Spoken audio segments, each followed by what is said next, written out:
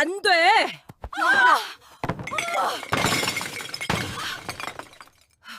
천하의 못된 년! 동네방네 효부라 소문이 자자하던 며느리가 글쎄 시어머니 환갑잔치날 밥상을 냅다 엎어버렸습니다. 저런 하늘이 무섭지도 않나. 사람들의 비난에도 며느리 옥분이는 눈 하나 깜짝 않고 고기 산적 한 덩이를 누렁이에게 툭 던져주었지요. 아니, 시어머니 드실 고기를 걔한테 줘? 미쳐도 단단히 미쳤구만. 잔치상은 박살이 나고 그 귀한 고기 산적이며 정성스레 고운 탕국이 흙바닥에 흥건히 퍼졌습니다. 이야기는 그날의 소동이 있기 10년 전 옥분이가 이 집에 처음 발을 들이던 날부터 시작됩니다. 어서 오세요. 세상 모든 이야기를 모아둔 곳 야당 곡간지기 연화입니다. 오늘 곡간에서 꺼내볼 이야기 속으로 지금 바로 들어가 보시지요. 때는 영조 12년 유난히도 눈보라가 매섭게 치던 겨울이었습니다. 강원도 깊은 산골, 이름도 없는 두매 산골 기와 두어 장 빠진 낡은 집. 옥분이는 그 집에 시집을 왔습니다. 가마꾼들도 춥다고 도망치듯 가버리고 옥분이는 홀로 낡은 살인문을 밀고 들어섰지요. 막상 대문을 열고 들어서니 이게 사람 사는 집인지 폐가인지 분간이 안 갔습니다. 안방 문풍지는 찢어져서 황소바람이 숭숭 들어오고 부엌에는 쥐새끼들만 찍찍거리고 돌아다니는데 쌀독 뚜껑을 열어보니 쌀은커녕 거미줄만 뽀얗게 쳐져 있더랍니다. 아이고 새색시 가슴이 어땠겠습니까? 철렁하고 내려앉다 못해 바닥으로 꺼지는 것 같았겠지요. 신방이라고 차려놓은 방에 들어갔는데 윗목에 놓인 물그릇이 꽁꽁 얼어 터져 있었습니다. 첫날 밤 신랑 얼굴도 제대로 못 보고 오들오들 떨고 있는데 옆방에서 콜록콜록 기침 소리가 끊이질 않았습니다. 바로 시어머니 최 씨였지요. 아가, 물 좀 다오. 갈라진 목소리의 옥분이는 홀레복도 못 벗고 부엌으로 뛰어나갔습니다. 부엌 물항아리에는 살얼음이 끼어 있었지요. 옥분이는 바가지로 얼음을 장그랑 깨고 물을 펐습니다. 손이 시려 바가지를 놓칠 뻔했지만 옷고름으로 손을 감싸 쥐고 방으로 들어갔습니다. 시어머니는 며느리의 얼굴도 보지 않고 물만 벌컥벌컥 들이켰습니다. 그러고는 빈 그릇을 옥분의 발치에 툭 던지듯 내려놓으며 돌아 누웠지요. 그것이 옥분이의 고된 시집살이, 그 지옥 같은 서막의 시작이었습니다. 혼례를 치른 지 사흘이나 지났을까요? 남편이란 사람은 옥분과 눈 한 번 제대로 마주치지 않았습니다. 그는 밥을 먹다가 돌이라도 씹은 듯 인상을 찌푸리더니 숟가락을 상 위에 탁 내려놓았습니다. 네, 한양 가서 돈 벌어올 테니 어머니 잘 모시고 있어라. 그 말 한마디가 전부였습니다. 옥분의 대답도 듣지 않고 그는 방구석에 있던 보찜을 메고 일어섰지요. 옥분이가 방문을 열고 쫓아나가며 신발을 바로 놓아주었지만 남편은 뒤도 돌아보지 않고 눈 덮인 산길로 성큼성큼 걸어갔습니다. 옥분이는 대문 기둥을 붙잡고 남편의 등 뒤에 대고 허리를 굽혔습니다. 남편의 모습이 산모퉁이를 돌아보이지 않을 때까지 옥분이는 그 차가운 눈밭에 맨발로 서 있었습니다. 발가락 감각이 없어질 때쯤에야 그녀는 몸을 돌려 집으로 들어왔습니다. 이제 이 집에는 병든 시어머니와 옥분 단둘만 남게 된 것이지요. 마을 사람들은 몰랐습니다. 남편이 떠난 그 자리에 얼마나 깊은 한숨이 쌓이고 있었는지 말입니다. 집에는 장정 하나 없으니 모든 일은 옥분의 몫이 되었습니다. 옥분이는 남편이 벗어두고 간 낡은 지게를 짊어졌습니다. 여자의 몸으로 지게를 지니 어깨가 짓눌려 걸음이 휘청거렸지요. 산비탈에 올라 낫지를 할 때마다 거친 나뭇가지가 옥분의 얼굴과 손등을 사정없이 핥히었습니다. 나무찜을 지고 내려오다 눈길에 미끄러져 엉덩방아를 찍히도 수십 번, 무릎이 까져 피가 배어나왔지만 옥분이는 아픈 무릎보다 흩어진 나뭇가지를 먼저 주워 모았습니다. 혹여나 땔감이 젖을까 봐 자신의 저고리를 벗어 나무를 덮고 혹겹 속적삼 차림으로 지게를 다시 짊어졌지요. 그녀의 입에서는 하얀 입김이 쉴 새 없이 뿜어져 나왔습니다. 노모는 방 안에서 문구멍으로 그 모습을 지켜보았습니다. 말없이 그저 지켜보기만 했지요. 하지만 옥분이는 몰랐습니다. 시어머니의 눈빛 속에 무엇이 담겨 있는지 말입니다. 엄동설한 냇물은 돌덩이처럼 단단하게 얼어붙었습니다. 시어머니가 요강을 비우라며 이불 호청까지 던져준 날이었습니다. 오물 묻은 이불을 이고 냇가에 도착한 옥분이는 큰 돌을 들어 얼음을 내리쳤습니다. 쾅, 쾅 소리와 함께 얼음 파편이 튀어 옥분의 눈가를 때렸습니다. 옥분이는 눈을 질끈 감았다 떴지요. 얼음 구멍 사이로 시퍼런 강물이 보였습니다. 옥분이는 소매를 걷어붙이고 그 물에 맨손을 집어넣었습니다. 살을 내는 듯한 고통에 옥분의 어깨가 절로 움찔거렸습니다. 빨래비누도 없어 잿물을 묻혀 이불을 비비고 또 비볐습니다. 거친 무명천에 쓸려 옥분의 손마디가 터지기 시작했습니다. 처음에는 붉게 부어오르더니 이내 갈라진 틈 사이로 선홍색 피가 주르륵 흘러내렸습니다. 핏방울이 얼음물 위로 뚝뚝 떨어져 붉게 번져나갔습니다.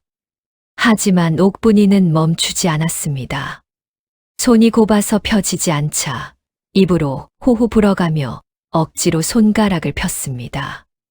빨래를 짜낼 힘이 없어 돌 위에 빨래를 얹고 발로 꾹꾹 밟았습니다. 언 발바닥이 깨진 얼음 조각에 찔려 피가 났지만 옥분이는 그저 이불에 물기를 짜내는 데만 집중했습니다. 그 텅 빈 냇가에는 옥분의 거친 숨소리만 울려 퍼졌지요. 봄이 왔지만 보릿고개는 더 가혹했습니다. 쌀독 바닥은 이미 드러난 지 오래였습니다. 옥분이는 이웃집 바치를 해주고 얻어온 시래기를 삶아 죽을 끓였습니다. 쌀알은 찾아볼 수 없고 푸른 시래기만 둥둥 떠다니는 맹물 같은 죽이었습니다. 옥분이는 솥 바닥에 눌어붙은 누룽지까지 박박 긁어 시어머니 상에 올렸습니다. 방 안으로 밥상을 들이밀자 시어머니가 숟가락으로 국물을 휘휘 저어봅니다. 에잉, 쯔쯔. 건더기 꼬라지 하고는 시어머니는 혀를 차면서도 그릇을 싹 비웠습니다. 옥분이는 빈 그릇을 들고 부엌으로 나왔지요. 부엌 한 구석, 옥분이는 솥 안에 남은 풀물 같은 국물을 표주박으로 떠 마셨습니다. 그것으로도 배가 차지 않자 옥분이는 물항아리에서 물을 한 바가지 퍼서 벌컥벌컥 들이켰습니다. 배에서 꾸르륵 하는 소리가 천둥처럼 쳤습니다. 옥분이는 행주로 배를 꽉 졸라매었습니다. 그렇게 모진 세월을 견디던 어느 늦은 밤이었습니다. 옥분이는 모두가 잠든 것을 확인하고 살금살금 뒤뜰 장독대로 향했습니다. 달빛이 희미하게 비추는 장독대 구석 깨진 항아리 하나가 엎어져 있었지요. 옥분이는 주위를 두리번거리더니 그 깨진 항아리를 조심스레 들췄습니다. 그 밑에는 흙투성이가 된 헝겊 주머니가 하나 놓여 있었습니다. 옥분이는 거칠고 갈라진 손으로 주머니 끈을 풀었습니다. 그 안에서 엽전 두 잎이 짤그랑 소리를 내며 손바닥 위로 굴러 나왔습니다. 남의 집 빼짜는 일을 밤새워 해주고 받은 품값이었습니다. 옥분이는 그 엽전을 옷자락에 문질러 닦았습니다. 그리고는 엽전을 볼에 갖다 대고 눈을 지그시 감았습니다. 차가운 금속의 느낌이 옥분의 뜨거운 뺨을 식혀주었지요. 그녀는 다시 엽전을 주머니에 넣고 끈을 아주 단단히 묶었습니다. 마치 자신의 생명줄이라도 되는 양 주머니를 가슴에 품었다가 다시 항아리 밑 깊숙이 숨겼습니다. 흙을 덮고 그 위에 낙엽까지 뿌려 흔적을 없앴습니다. 옥분이는 밤하늘의 달을 올려다보며 두 손을 모았습니다. 비나이다, 비나이다. 우리 서방님 살아서 돌아오게 해주시고 이 돈 모아서 따뜻한 쌀밥 한 번 배불리 먹게 해주십시오. 그녀의 간절한 손짓 그림자가 마당에 길게 드리워졌습니다. 하지만 이 작은 소망조차 비웃듯 저 멀리서 먹구름이 몰려오고 있었습니다. 마을 사람들은 몰랐습니다. 이 깨진 항아리 밑에 엽전 두 잎이 훗날 닥쳐올 거대한 파국을 막아낼 유일한 열쇠가 되리라는 것을 말입니다. 그렇게 옥분이가 피를 팔아 시어머니를 봉양한 지 10년이 흐른 어느 봄날이었습니다. 마을 어귀에서부터 요란한 꽹과리 소리가 들려오더니 으리으리한 쌍가마가 김진사 댁 대문 앞에 멈춰 섰습니다. 밭에서 김을 매다 달려온 옥분이는 행여나 서방님이 오셨을까 하여 호미를 쥔 손을 바들바들 떨며 대문 앞을 서성거렸지요. 가마문이 열리고 내린 사람은 10년 전 글 공부하러 떠났던 시동생, 바로 둘째 도련님이었습니다. 그런데 도련님 혼자가 아니었습니다. 뒤따라온 꽃가마에서 눈이 부실 정도로 화려한 비단옷을 입은 여인이 내리는 것이 아니겠습니까? 그녀가 바로 한양 세도가의 딸이자 둘째 며느리로 들어온 향심이었습니다. 향심의 얼굴은 분을 얼마나 발랐는지 밀가루 반죽처럼 하얗고 입술은 쥐 잡아먹은 듯 붉었습니다. 옥분이는 반가운 마음에 도련님 오셨습니까? 하고 다가갔습니다. 그러자 향심이 옥분의 행색을 위아래로 훑어보더니 코앞에서 비단 부채를 촤악 펴며 코를 막았습니다.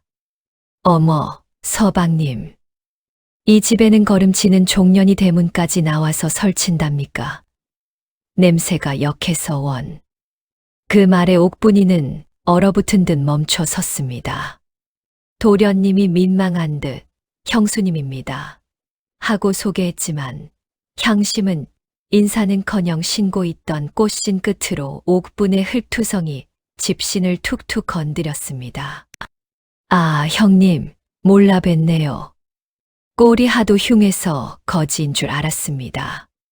그녀는 눈웃음을 살살 치며 말했지만 그 눈빛에는 서리빨 같은 경멸이 서려 있었습니다.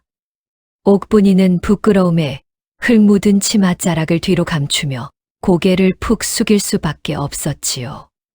향심이 들어오자 집안 분위기는 하루아침에 바뀌었습니다. 향심은 가져온 짐 보따리를 시어머니 앞에 풀어헤쳤습니다. 한양에서 유행한다는 비단, 녹용, 산삼이 방바닥 가득 깔렸지요. 병석에 누워 옥분의 보리죽만 받아 먹던 시어머니, 최 씨의 눈이 엽전 구멍만큼 커졌습니다. 향심은 옥분이가 보는 앞에서 꿀단지를 꺼내 시어머니 입에 숟가락으로 떠 넣어드렸습니다. 어머님, 이게 궁궐내의원에서 쓰는 귀한 꿀입니다. 그동안 촌구석에서 풀뿌리나 드시고 사셨으니 얼마나 속이 허하셨을까요? 이제 제가 왔으니 호강할 일만 남으셨습니다. 시어머니는 꿀을 받아 먹으며 입이 귀에 걸렸습니다. 오냐, 오냐. 내 복덩이가 이제야 들어왔구나. 누구는 10년 동안 쓴 나물죽만 쑤어대서 내 속을 다 긁어놨는데 말이다. 옥분이는 부엌 문지방 너머로 그 모습을 지켜보았습니다. 10년간 똥오줌 받아내고 언손으로 빨래하며 모신 세월이 그 꿀 한 숟가락에 부정당하는 순간이었지요. 그때 향심이 옥분을 쳐다보며 말했습니다.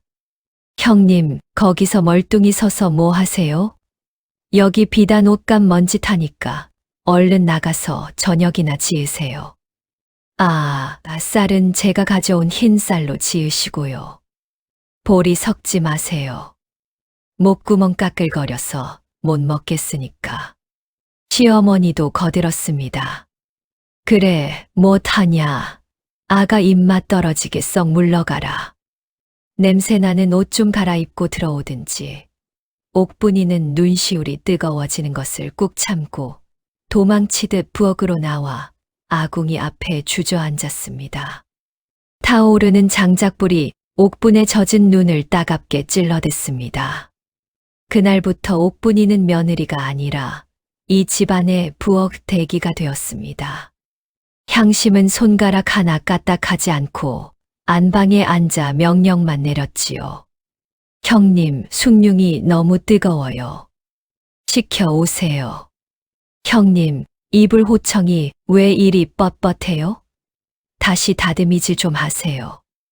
옥분이가 밤새 다듬이질을 해서 가져가면 향심은 눈꼬리를 치켜뜨며 혀를 찼습니다. 어우, 시끄러워서 한숨도 못 잤네. 일하는 솜씨가 영고미시네요. 식사 시간이면 더 가관이었습니다. 향심은 시어머니와 남편 그리고 자신을 위한 독상을 차리게 하고 옥분에게는 상조차 내어주지 않았습니다. 안방에서는 웃음소리와 고기 굽는 냄새가 진동을 하는데 옥분이는 부엌 흙바닥에 쭈그리고 앉아 그들이 남긴 잔반을 모아 먹어야 했습니다. 하루는 옥분이가 먹다 남은 생선 가시를 발라 먹고 있는데 향심이 부엌으로 들어왔습니다. 옥분이 황급히 그릇을 숨기자 향심이 코웃음을 쳤습니다. 어머, 형님. 개도 안 먹을 생선 대가리를 드시고 계셨어요? 말씀하시지. 제가 먹다 남은 밥이라도 드릴 텐데. 그러면서 향심은 자신이 먹다 남은 밥그릇을 옥분의 발치에 툭 밀었습니다. 거기에는 씹다 뱉은 고기 찌꺼기가 섞여 있었지요. 옛다, 드세요. 형님은 튼튼해서 이런 거 드셔도 배탈 안 나시죠? 옥분이는 치마폭을 꽉 움켜쥐었습니다. 손톱이 살을 파고들어 피가 날 지경이었지만 안방에서 들려오는 시어머니의 웃음소리에 옥분이는 그 더러운 밥그릇을 치우지도 못하고 고개만 떨구었습니다. 향심의 괴롭힘은 날이 갈수록 교묘해졌습니다. 어느 날 아침 집안이 발칵 뒤집혔습니다. 향심이 시어머니에게 예물로 드렸던 은가락지가 없어졌다는 것입니다. 향심은 대성통곡을 하며 마당을 굴렀습니다. 어머님, 제가 잠시 세수하러 간 사이에 가락지가 없어졌어요. 이 집에 도둑이 든 게 분명해요. 시어머니 최 씨의 눈초리가 단번에 옥분에게 꽂혔습니다. 도둑이라니. 이 집에 드나드는 사람이 옥분이 너 말고 누가 있더냐? 내년이 기어이 손버릇까지 나빠진 게냐? 옥분이는 펄쩍 뛰며 부인했습니다. 어머님, 아닙니다. 저는 맹세코 본 적도 없습니다. 하지만 향심은 눈물을 훔치며 옥분의 방으로 달려갔습니다. 형님 방을 뒤져보면 알겠지요. 향심은 옥분의 낡은 옷장과 이불을 마당으로 패대기 쳤습니다. 그러더니 옥분이가 장독대에 숨겨두었던 그 깨진 항아리 속 엽전 주머니를 찾아내 흔들었습니다. 이거 보세요. 형님이 밤마다 몰래 돈을 모으고 있었네요. 이 돈이 어디서 났겠어요? 우리 집 살림 빼돌려서 모은 거 아니겠어요? 시어머니는 옥분의 머리채를 휘어잡았습니다. 이 앙큼한 년, 내 아들 등골을 빼먹더니 이제는 도둑질까지 해. 당장 나가라. 내 눈앞에서 꺼져. 시어머니는 몽둥이를 들어 옥분의 등짝을 후려쳤습니다.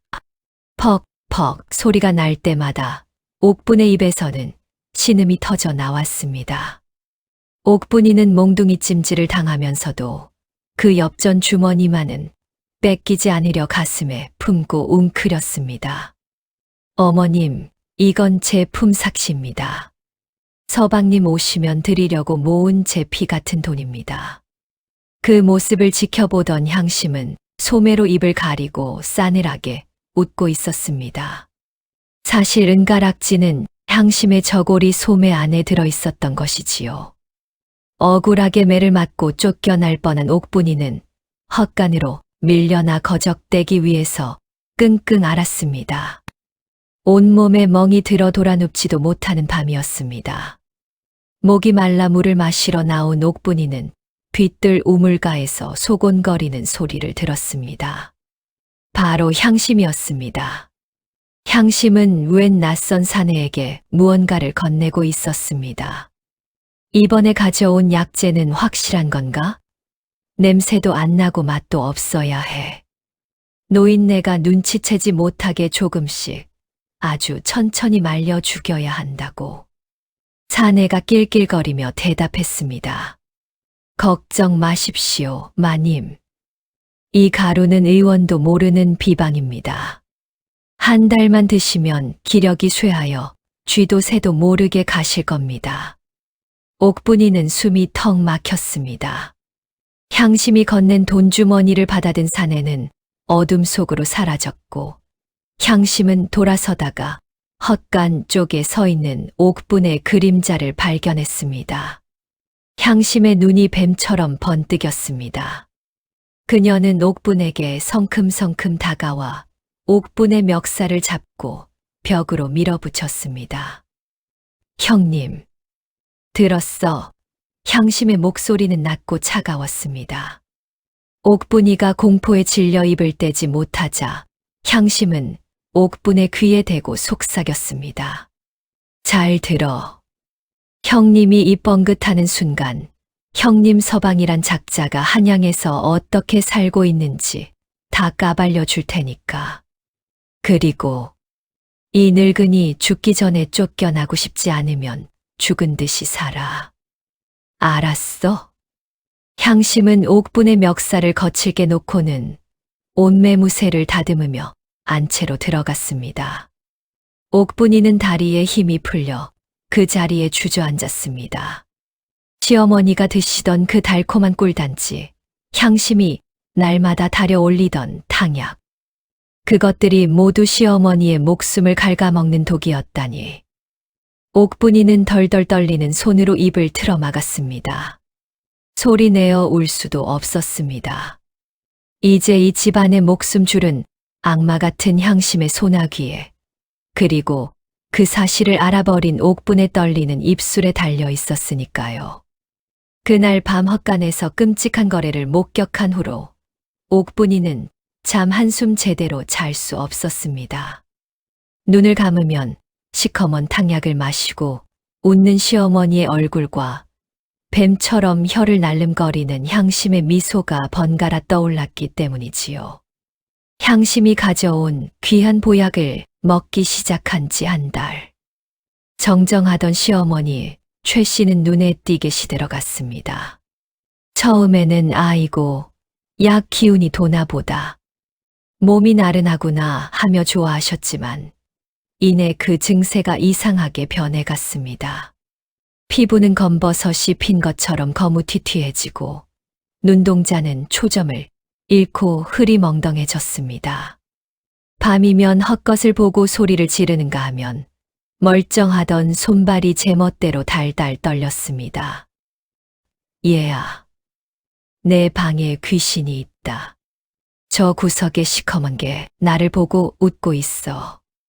시어머니가 공포에 질려 이불을 뒤집었으면 향심은 비단 손수건으로 입을 가리고 호호 웃으며 달랬습니다.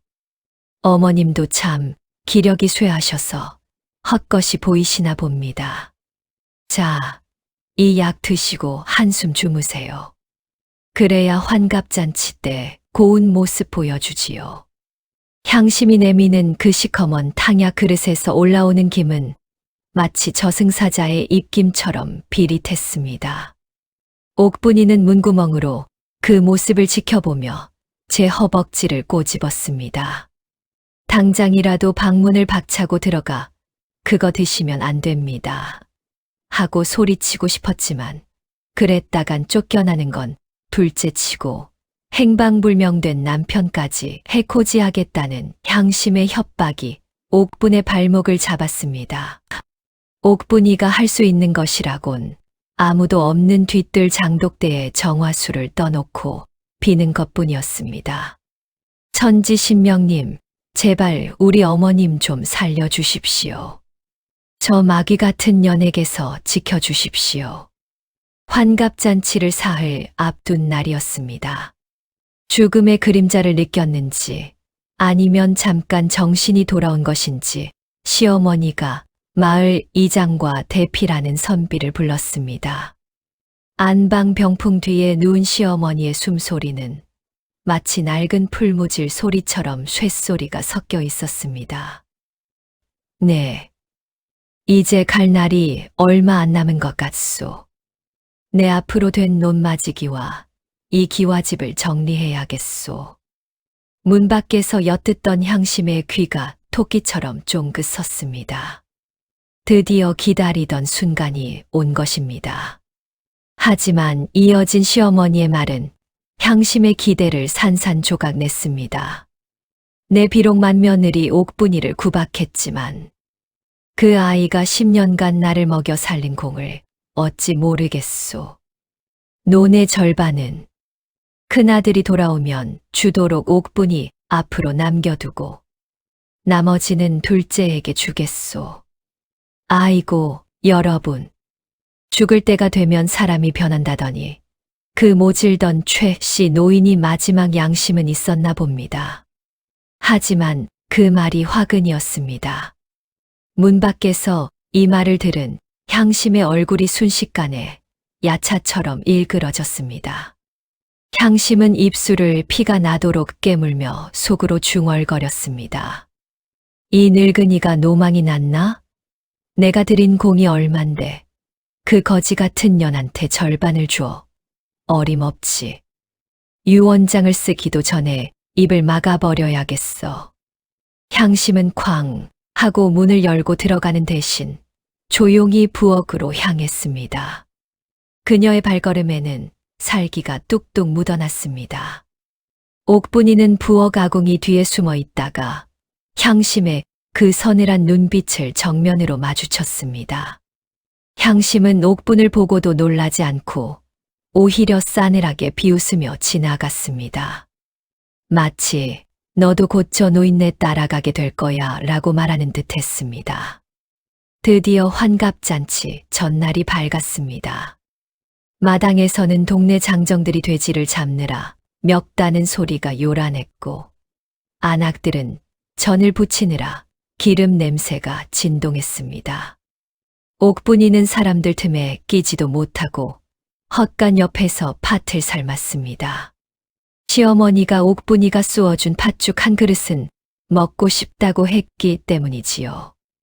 가마솥에서 붉은 팥물이 보글보글 끓어오르는데 그 색깔이 꼭 핏물 같았습니다. 옥분이는 주걱으로 팥을 으깨며 하염없이 눈물을 흘렸습니다. 내일이면 잔치날인데 가슴이 쿵쿵 뛰고 불길한 예감이 옥분의 목을 조여왔습니다. 그때였습니다. 향심이 아무도 없는 안채 부엌으로 쓱 들어가는 것이 보였습니다. 그녀의 품에는 며칠 전 낯선 사내에게서 받은 그 약봉지가 들려 있었습니다. 옥분이는 숨을 죽이고 부엌 뒷문 틈으로 안을 들여다보았습니다. 향심은 탕국을 끓일 큰 솥 앞에 섰습니다. 그리고 품에서 꺼낸 약봉지를 뜯더니 하얀 가루를 국자 가득 담았습니다. 그 가루는 밀가루도 아니고 소금도 아니었습니다. 빛을 받으니 기묘하게 반짝거리는 그 가루를 향심은 펄펄 끓는 탕국솥에 털어 넣으려다 잠시 멈칫했습니다. 그러고는 국자에 든 가루를 반으로 나누어 절반은 탕국에, 나머지 절반은 시어머니 상에 따로 올릴 조그만 뚝배기, 즉 특제 탕국에 쏟아부었습니다. 많이 드세요, 어머님. 이게 마지막 식사가 될 테니까요. 향심의 낮은 중얼거림이 옥분의 귓가에 천둥처럼 꽂혔습니다. 옥분이는 입을 틀어막고 주저앉았습니다. 다리가 후들거려 일어설 수가 없었습니다. 저 국을 드시면 어머님은 그 자리에서 피를 토하고 돌아가실 게 분명했습니다. 잔치 준비가 끝난 밤, 집안은 폭풍 전야처럼 고요했습니다. 옥분이는 잠든 시어머니의 방에 몰래 들어갔습니다. 시어머니는 앙상하게 마른 손을 이불 밖으로 내놓고 가쁜 숨을 몰아쉬고 있었습니다. 옥분이는 그 거친 손을 자신의 뺨에 갖다 대고 소리 없이 울었습니다. 어머님, 제가 어떻게 해야 합니까? 제가 나선다고 누가 제 말을 믿어주겠습니까? 그때 시어머니가 잠결인지 헛소리인지 웅얼거렸습니다. 옥분아, 춥다. 아궁이에 불 좀 넣어라. 10년 전 옥분이가 처음 시집 오던 날 했던 그 말이었습니다. 그 모진 구박을 받고도 옥분이는 시어머니의 그 한마디에 가슴이 미어졌습니다.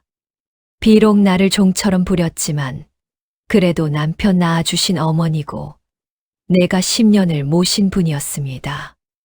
옥분이는 결심했습니다. 내일 무슨 일이 있어도 내 목숨을 내놓는 한이 있어도 어머님이 저 독국을 드시게 할 수는 없다고 말입니다. 그 시각 건넌방에서는 향심이 거울을 보며 화장을 고치고 있었습니다. 그녀는 입술에 붉은 연지를 바르며 거울 속 자신에게 속삭였습니다. 내일이면 다 끝이야. 늙은이는 가고 멍청한 맏며느리는 쫓겨나고 이 기와집도 논문서도 다 내 것이 되는 거야. 그녀의 웃음소리가 밤바람을 타고 문풍지를 흔들었습니다. 드디어 날이 밝았습니다. 환갑잔치 날 아침 김진사댁 마당은 동네 사람들로 인산인해를 이루었습니다. 풍물패가 꽹과리를 치고 마당 한가운데에는 멍석이 깔리고 상다리가 부러지게 음식이 차려졌습니다. 시어머니 최 씨는 향심이 입혀준 고운 비단옷을 입고 상석에 앉아 있었지만 마치 꼭두각시 인형처럼 힘이 없어 보였습니다. 아이고, 우리 며느리 효부 났네, 효부 났어.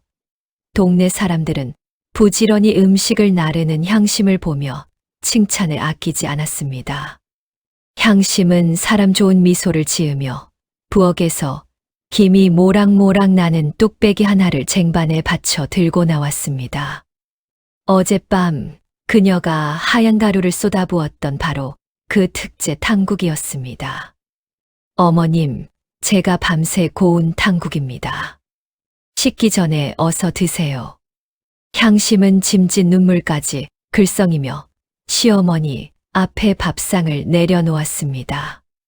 구수한 냄새가 코를 찔렀지만 옥분의 코에는 그 냄새가 역겨운 비린내로 느껴졌습니다. 옥분이는 마당 구석 수도가에서 설거지하다가 그 장면을 목격했습니다. 향심이 숟가락을 들어 국물을 뜨고 시어머니의 입으로 가져가는 그 찰나의 순간 옥분의 심장이 방망이질 쳤습니다. 지금이다. 지금 막지 않으면 어머님은 죽는다. 하지만 소리를 쳐봤자 아무도 믿지 않을 것입니다. 저 미친년이 잔칫날 헛소리를 한다며 끌려나갈 게 뻔했습니다. 증거가 필요했습니다. 아니, 증거를 댈 시간도 없었습니다. 당장 저 국그릇을 없애야만 했습니다. 옥분이는 젖은 손을 치마에 문지를 새도 없이 자리에서 벌떡 일어났습니다. 그리고 미친 사람처럼 마당을 가로질러 흙먼지를 일으키며 뛰어갔습니다. 안 돼. 옥분의 외마디 비명과 함께 그녀의 몸이 시어머니의 밥상을 향해 날아들었습니다. 옥분의 거친 손이 밥상 모서리를 쳐올리는 순간 벼락이 치는 듯한 굉음이 마당을 갈랐습니다. 무거운 잔치상이 공중으로 솟구쳤다가 뒤집히며 바닥으로 곤두박질 쳤습니다. 귀하게 여기던 백자 그릇들이 거친 돌바닥에 부딪혀 산산조각이 나며 하얀 파편이 사방으로 튀었습니다. 정성스레 고운 시커먼 탕국물이 시어머니의 고운 비단 치마폭을 적시며 흘러내렸고 기름진 고기 산적과 전들이 흙바닥에 나뒹굴어 흙투성이가 되었습니다. 순식간에 왁자지껄하던 잔치집에는 찬물을 끼얹은 듯 숨 막히는 정적만이 흘렀습니다. 숟가락을 들고 있던 시어머니는 멍한 눈으로 엎어진 밥상과 깨진 그릇 조각을 내려다보았고 비명을 지르며 뒤로 물러선 향심의 얼굴은 하얗게 질려 있었습니다. 수백 개의 눈동자가 일제히 옥분에게 꽂혔습니다. 거친 숨을 몰아쉬며 깨진 그릇 파편 앞에 무릎을 꿇고 앉은 옥분, 그녀의 어깨가 격하게 들썩이고 있었습니다. 와장창 깨진 그릇 파편 위로 정적을 깬 것은 시어머니 최 씨의 지팡이였습니다. 인연이 기어이 미쳤구나. 하늘이 두렵지도 않으냐. 최 씨는 부들부들 떨리는 손으로 지팡이를 들어 옥분의 어깨를 내리쳤습니다. 퍽퍽 둔탁한 타격음이 마당을 울렸고 옥분의 낡은 저고리 어깨춤이 찢겨나갔습니다. 하지만 옥분이는 신음 한 번 내지 않고 바닥에 엎드린 채 거친 숨만 몰아쉬었습니다. 그 틈을 타 향심이 치마를 걷어 올리며 앞으로 나섰습니다. 그녀의 눈은 살기로 번들거렸습니다. 동네 사람들, 이거 보세요. 제가 밤새 끓인 탕국을 엎었어요. 어머님 잡아먹으려고 굿을 하더니 이제 아주 대놓고 폐륜을 저지르네요. 향심의 고함에 동네 청년들이 우르르 달려들었습니다. 이런 미친년은 멍석마리를 해야 정신을 차리지. 여봐라, 밧줄 가져와라. 장정둘이 옥분의 양팔을 뒤로 꺾어 제압했습니다. 옥분의 고개가 흙바닥에 처박혔습니다. 향심은 분이 안 풀린다는 듯 신고 있던 꽃신으로 옥분의 손등을 짓밟았습니다. 어머님 생신상에 재를 뿌려 이 더러운 손모가지를 분질러 놔야 해. 옥분의 손등 가죽이 벗겨져 피가 배어 나왔지만 옥분이는 고통을 참으려는 듯 입술을 꽉 깨물어 핏기를 없앴습니다. 옥분의 시선은 오직 하나, 깨진 뚝배기 조각 사이에 널브러진 고기 산적 한 덩이에 고정되어 있었습니다. 옥분이는 자신을 잡고 있던 장정의 팔을 뿌리치고 바닥을 기었습니다. 머리채가 잡혀 산발이 된 채로 그녀는 흙투성이가 된 고기 산적 한 덩이를 덥석 집어들었습니다. 저거 봐. 걸신이 들렸나. 흙 묻은 고기를 주워 먹네. 사람들이 침을 뱉으며 비웃었지만 옥분이는 아랑곳하지 않고 마당 구석으로 기어갔습니다. 그곳에는 아무것도 모르는 누렁이가 꼬리를 살랑살랑 흔들며 침을 흘리고 있었습니다. 옥분이는 떨리는 손으로 고기 덩어리를 누렁이의 밥그릇에 툭 던져 주었습니다. 먹어라. 누렁아, 미안하다. 내 억울함을 내가 좀 풀어다오. 누렁이는 꼬리를 더 세차게 흔들더니 고기를 한 입에 덥석 물었습니다. 쩝쩝, 으드득. 뼈까지 씹어 먹는 소리가 옥분의 귓가에 천둥처럼 들렸습니다. 옥분이는 두 눈을 질끈 감고 귀를 막았습니다. 고기를 삼킨 지채 5살 때나 지났을까요? 갑자기 누렁이가 깨갱 하는 단말마의 비명을 질렀습니다. 그러더니 멀쩡하던 개가 뒷다리를 뻣뻣하게 굳히며 옆으로 쿵 쓰러졌습니다. 누렁이의 입에서는 허연 거품이 개거품처럼 끓어올랐고 이내 내 다리를 허공에 휘저으며 격렬한 경련을 일으켰습니다. 컥. 누렁이의 목구멍에서 끓는 소리가 나더니 시뻘건 피가 입 밖으로 왈칵 쏟아져 나왔습니다. 핏물이 흙바닥을 검붉게 적셨고 뒤집힌 누렁이의 눈동자는 허공을 응시한 채 멈춰버렸습니다. 순식간에 왁자지껄하던 마당에는 찬물을 끼얹은 듯한 침묵만이 흘렀습니다. 옥분을 짓밟으려던 사람들의 발이 허공에서 멈췄고 욕설을 퍼붓던 입들은 딱 벌어진 채 다물어지지 않았습니다. 개가 죽었다. 고기를 먹고 즉사했어. 누군가 비명을 지르자 공포에 질린 사람들이 뒷걸음질을 쳤습니다. 그제야 옥분이는 자리에서 비틀비틀 일어났습니다. 그녀의 치마에는 흙과 누렁이의 피가 묻어 있었습니다. 옥분이는 핏발선 눈으로 죽은 개를 가리켰습니다. 보셨습니까?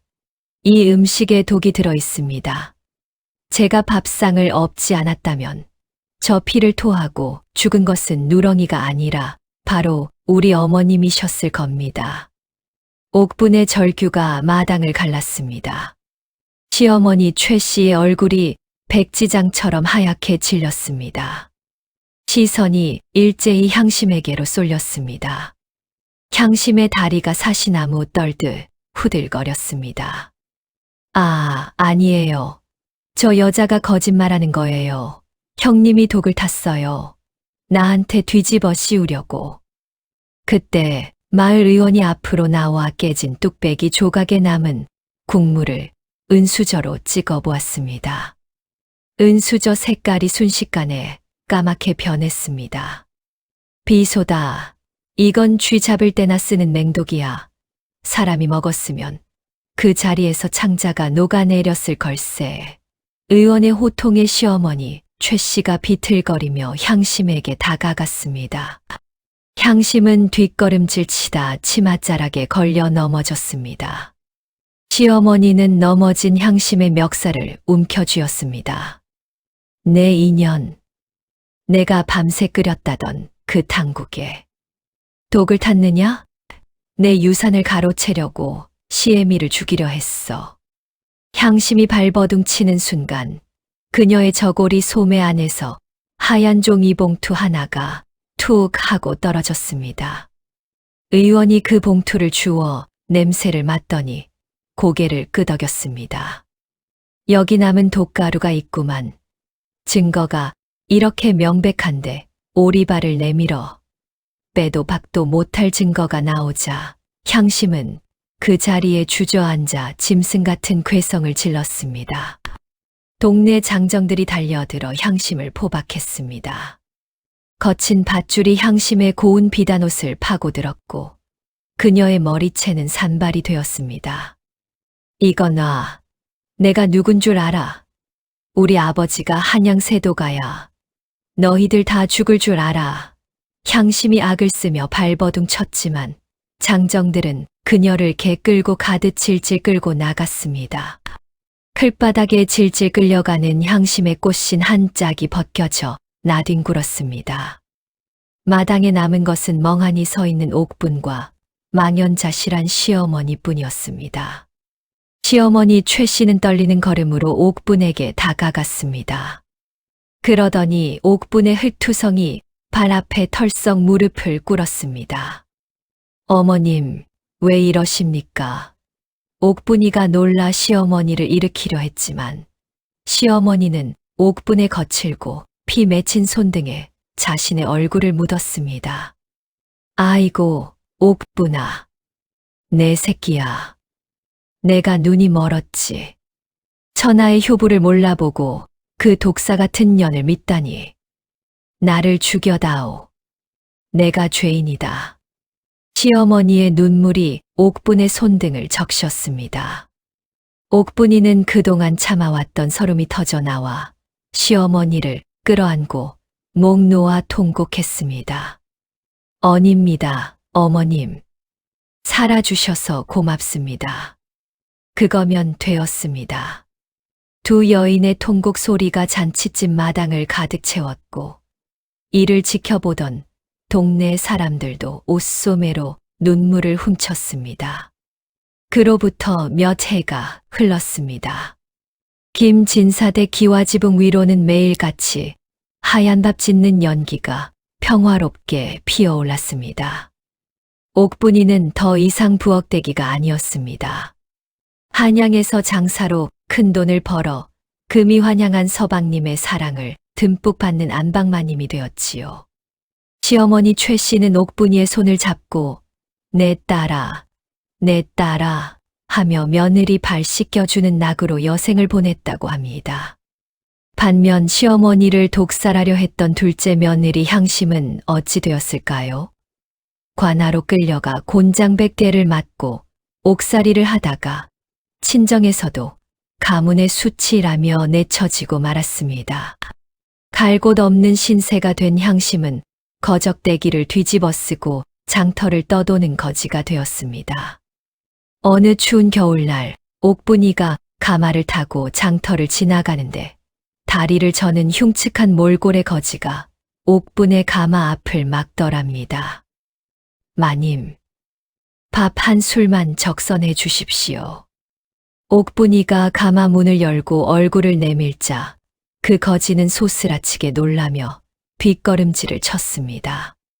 썩어 문드러진 얼굴에 한쪽 눈이 먼 그 거지는 바로 향심이었습니다.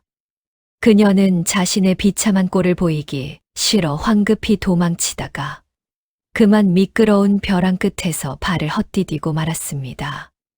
때마침 하늘에서 우르릉 쾅 하고 마른 번개가 치더니 비명지를 새도 없이 낭떠러지 아래로 떨어져 비명행사하고 말았지요. 사람들은 그 시신을 보고 하늘이 내린 벌이다. 인과응보가 따로 없다며 혀를 찼습니다.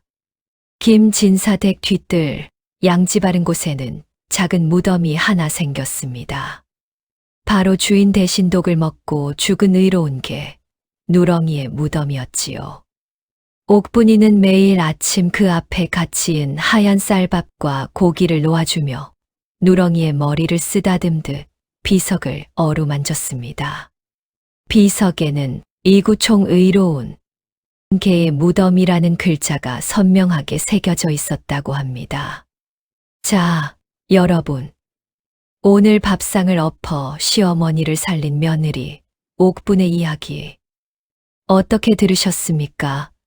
사람을 겉모습만 보고 판단했다가 큰 코 다친 시어머니나 재물에 눈이 멀어 천륜을 저버린 향심의 최후를 보니 참으로 많은 생각이 들지 않으십니까? 뿌린 대로 거둔다는 옛말 하나 틀린 것 없습니다. 남의 눈에 눈물 내면 제 눈에는 피눈물 나는 법이지요.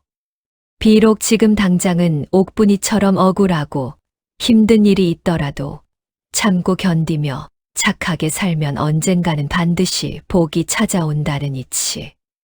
그것이 바로 우리네 인생사가 아닐까 합니다. 오늘 이야기가 즐거우셨다면 주위 분들에게도 이 기막힌 사연 한번 전해주시는 건 어떨는지요. 저는 다음에도 더 맛깔나고 가슴 찡한 이야기 보따리 쌓아 들고 다시 찾아오겠습니다. 그때까지 모두 평안하십시오.